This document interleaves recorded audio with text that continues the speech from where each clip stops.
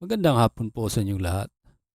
Narito na po ang resulta ng Lotto ngayong 5 p.m. draw, August 8, 2026. Para sa mga games na 2D Lotto at 3D Lotto.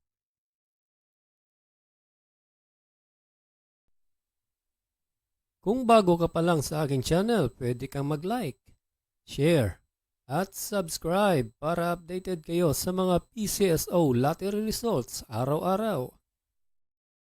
Para sa 2D Lotto, ito po ang winning combination. 1 and 30 in exact order.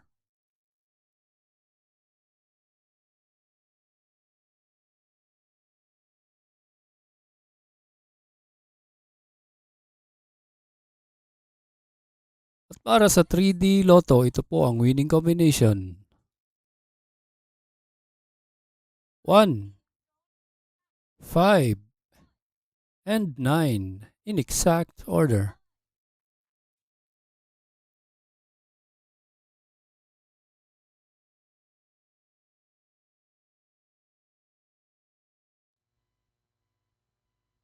Salamat po sa panonood ng Lotto Results Today by Mr. Wi-Fi.